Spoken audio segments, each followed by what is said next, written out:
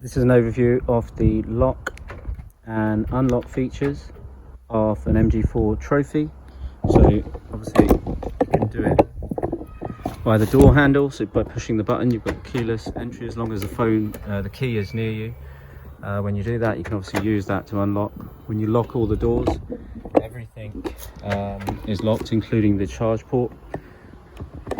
If you have the key on you, when you unlock the boot, then you can unlock that, but the rest of the car will remain locked.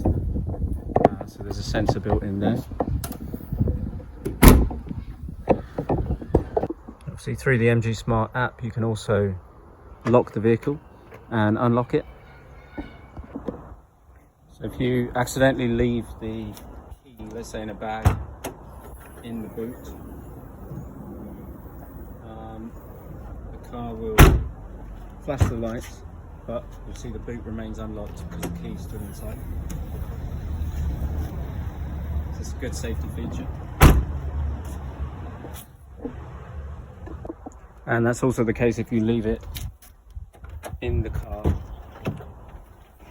my mistake, and then try to lock the door. You see the wing mirrors don't close there to indicate the key is still inside the car.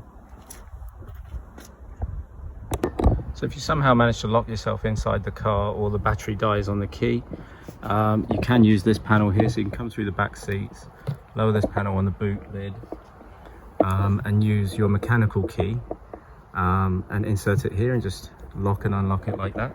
So to get to the mechanical key from the fob, you literally push the button here on the side, that releases this clip, and then the key comes out, and then you can just fold this L shape, so it's easy to engage.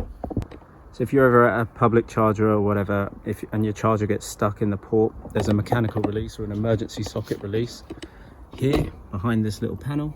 So simply just remove this, you need something sharp, and then there's a rubber tubing here inside. You just thread that through, give it a tug from both ends, so pull the charger and pull this, and then it will come out.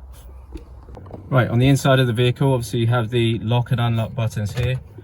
So the orange light indicates that central locking is on, so all doors will be locked. The passenger side door can be opened, that will disengage the central locking, and you'll see the orange light disappears from there, but all other doors will remain locked. Right, so within the screen itself, if you go over to the car menu, click convenience, there's a few options here. So on the Trophy model, you have the option to do the auto fold mirrors. You can also do auto door lock, so above I think it's 10 miles an hour, the car will automatically lock all the doors as you drive off. The unlock using the key, so you can decide here whether to do all doors using the unlock button on the key, or you can just, when you click that once, you can just do the driver's door. You double tap it if you want all doors to open, if you select that option, or the door unlock mode. So this is specifically for the handle, so the operation of the keyless entry using the buttons.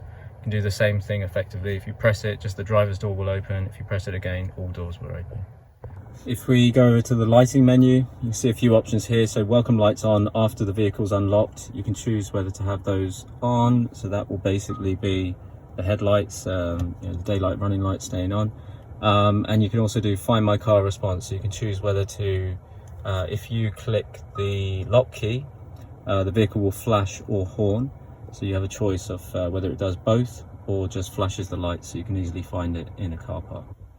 So if your key isn't being detected, so let's say the battery's died or there's some interference that's blocking the signal, what you can do is place it down here inside the box. You see there's a little key symbol down there with the buttons facing up.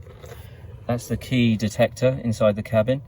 So if you leave it there, the car will still switch on if you place it in that position. One other neat feature is if you don't close your door properly and then you try to lock the vehicle, so if I just leave it ajar like that and then use the key to try and lock it, you'll get a horn to let you know that it hasn't been locked properly.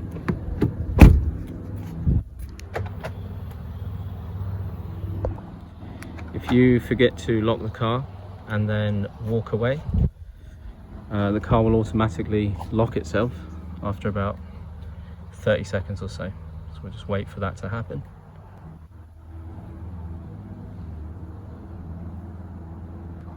There you go, just like that.